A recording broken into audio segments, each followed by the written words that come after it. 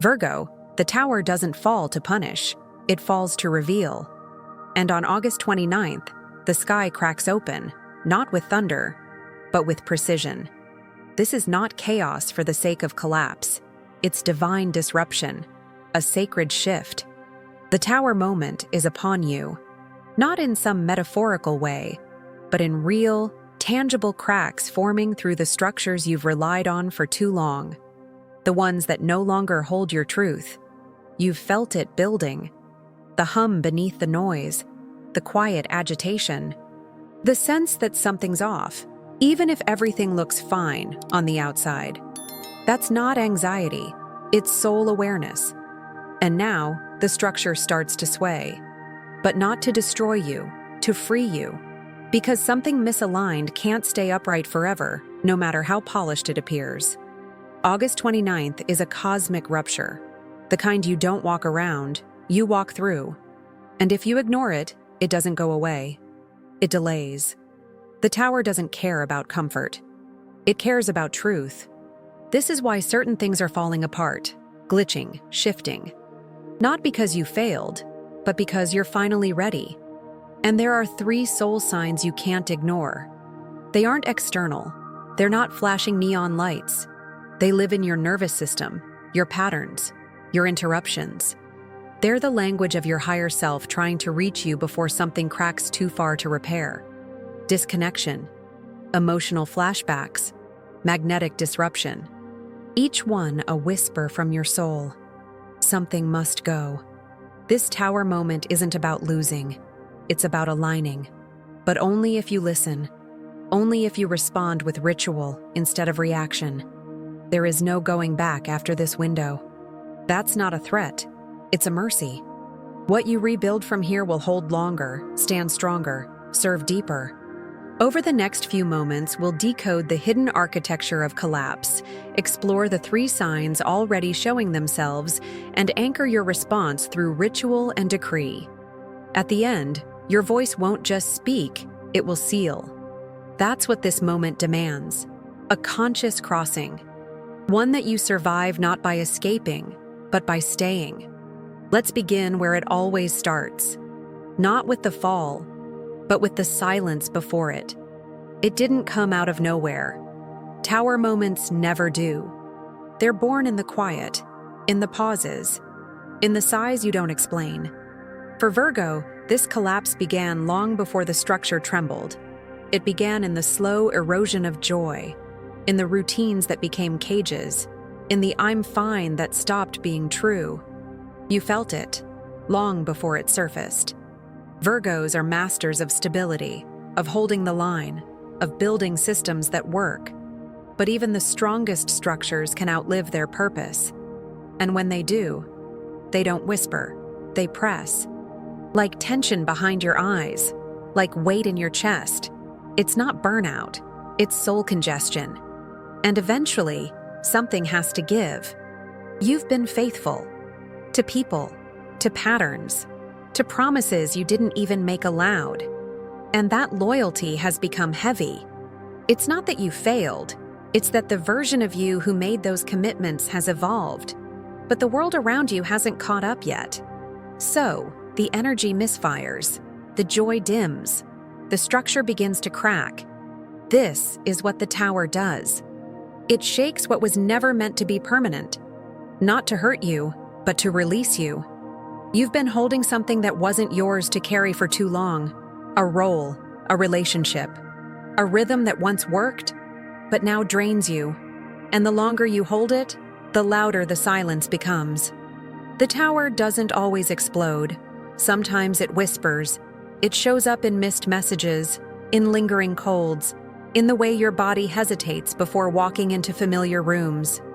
This is the spiritual pressure building beneath the surface. Not a punishment, a preparation. And if you've been feeling a growing discomfort that you can't name, that's it. That's the beginning. Your soul knows. It always has. This isn't new. It's just rising. The moment that breaks the surface doesn't start the story. It ends a chapter. And the next one? It can't be written until you name what's already ending.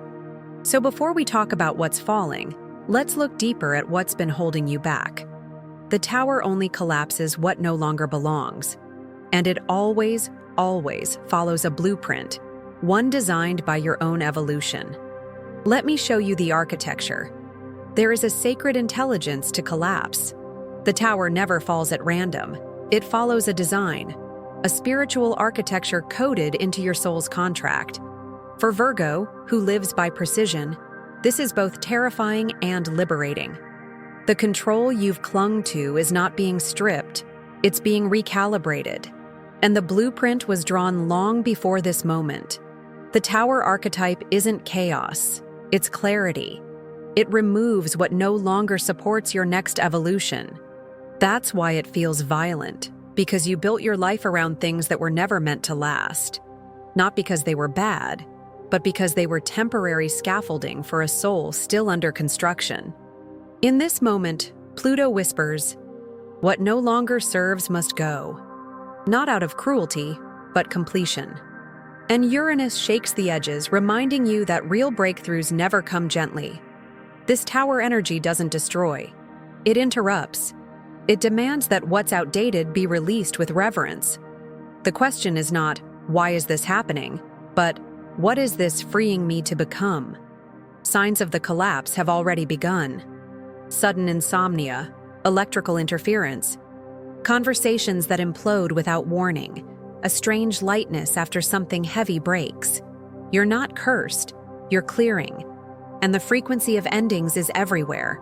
Look for 555 on screens. Feel the echo of 999 in cycles that repeat just before they end. This collapse is not meant to be predicted. It's meant to be recognized. The tower doesn't need permission. It waits until you're strong enough to rebuild. And Virgo, you are. You've been prepared by every quiet act of discipline. Every moment you chose integrity over ease. That was the scaffolding. Now, the structure must shift. Don't try to fix what's falling. That's the trap. Virgos love to solve, to edit, to stabilize.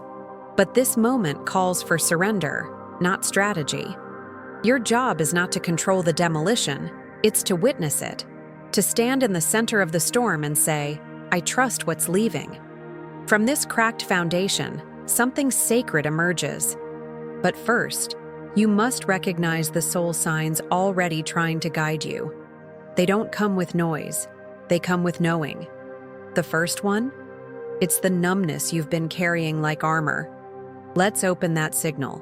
Let's decode disconnection. You've been showing up, doing the work, checking the boxes. But inside there's a blank space. Not sadness, not despair, just nothing.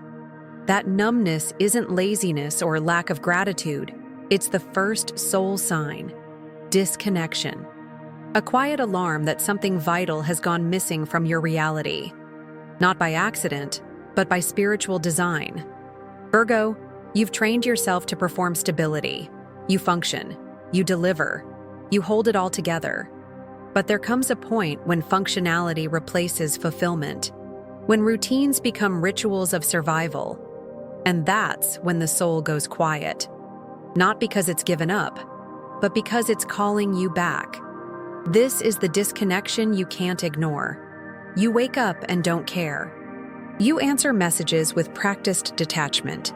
You move through your day like you're observing your own life from outside, and you think, maybe I'm just tired.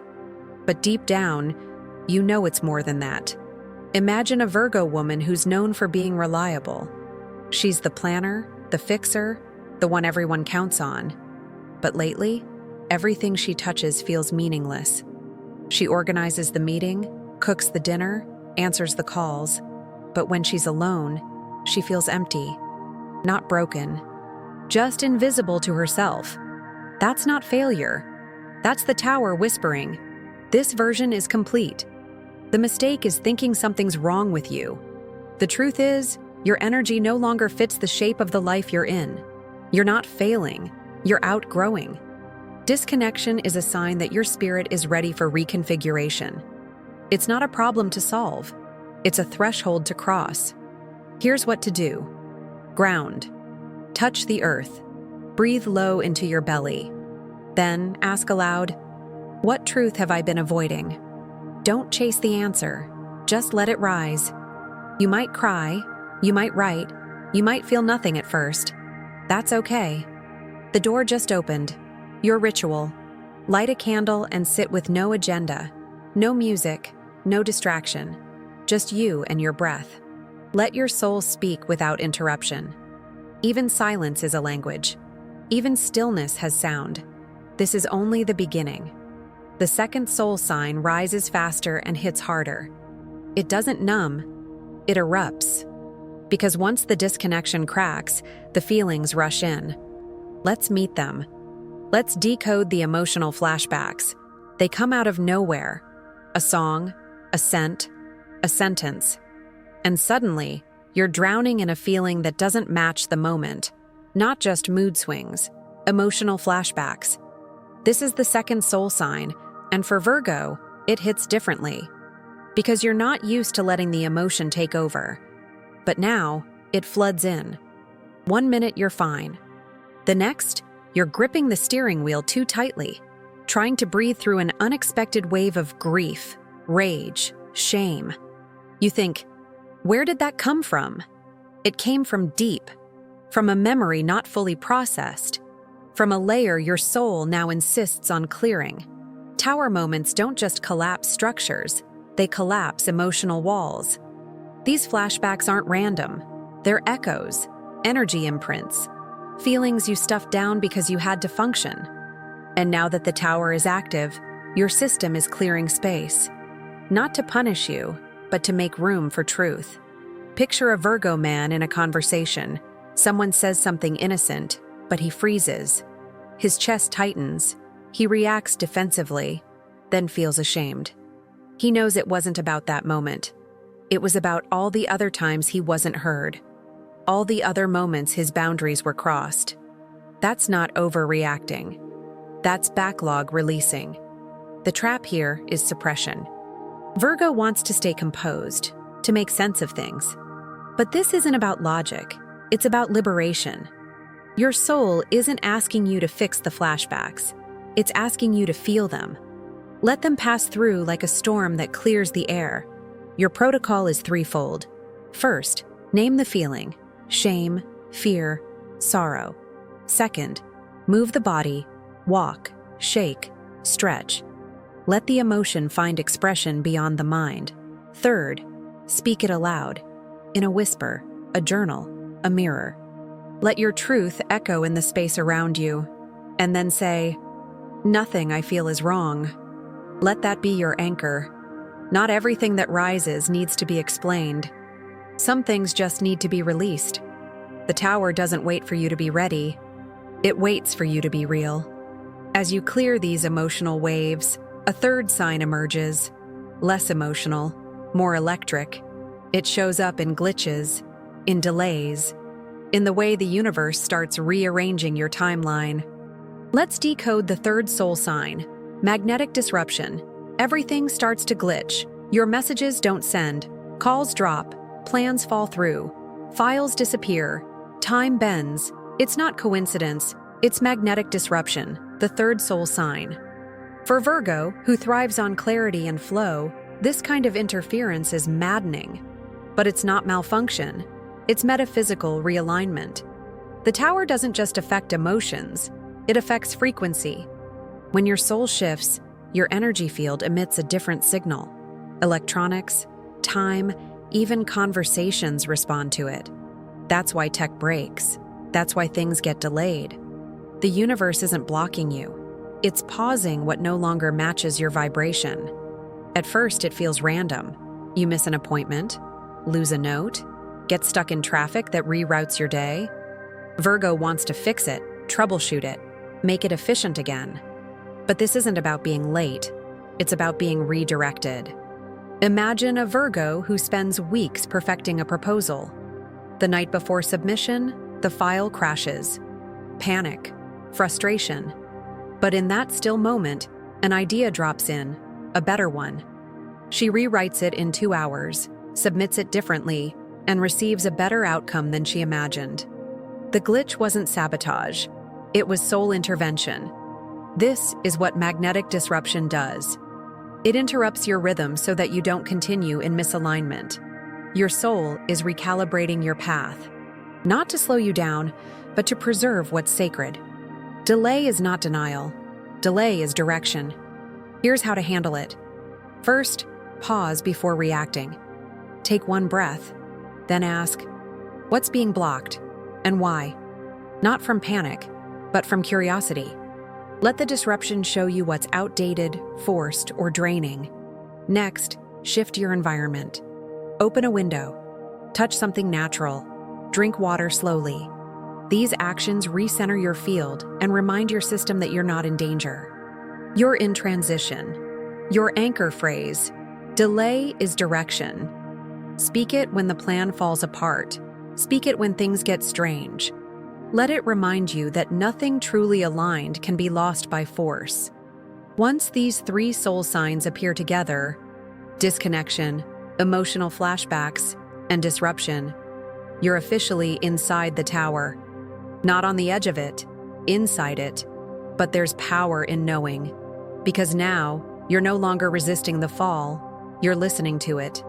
Let me show you what happens when someone just like you chooses to stay, to listen, and to rise. She didn't see it coming. Not like this.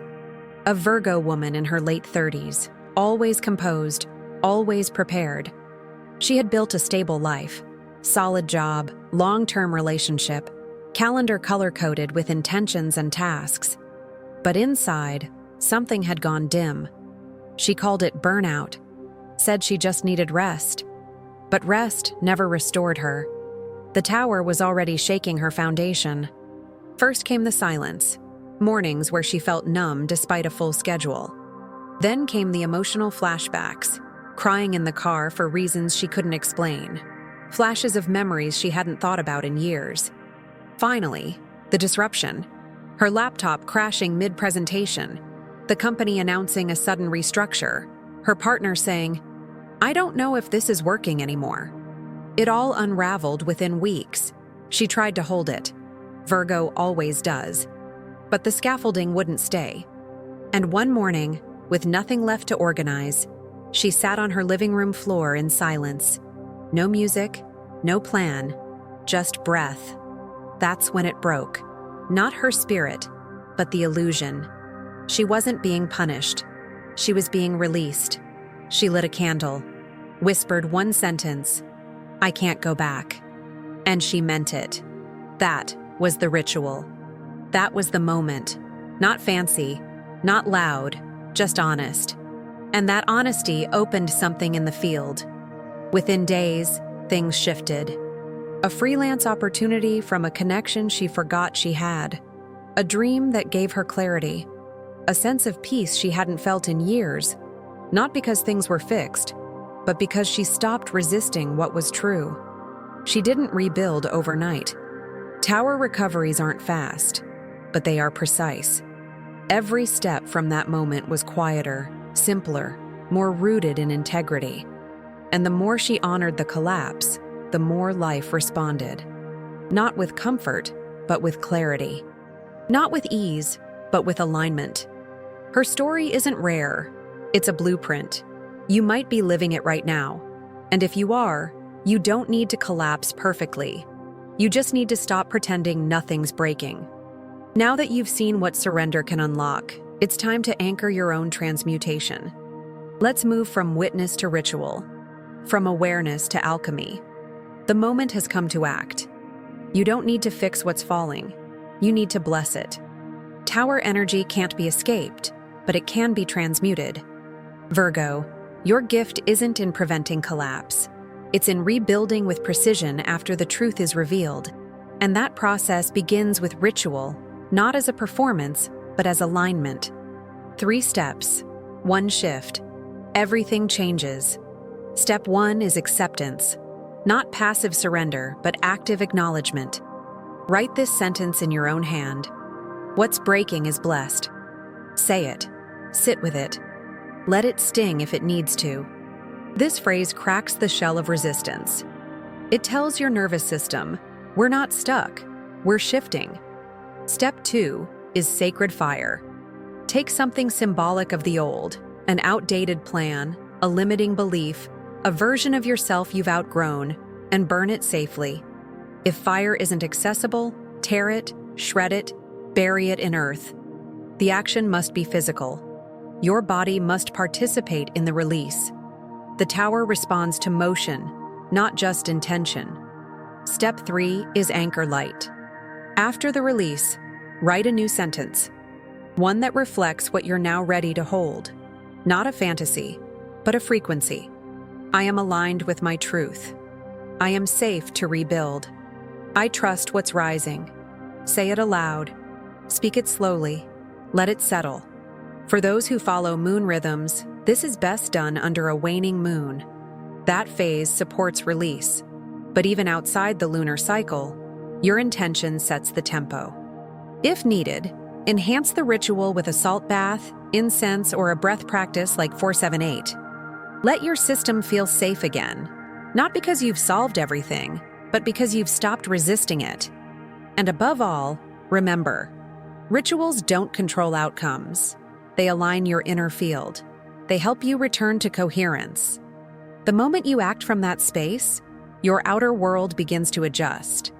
This is your turning point.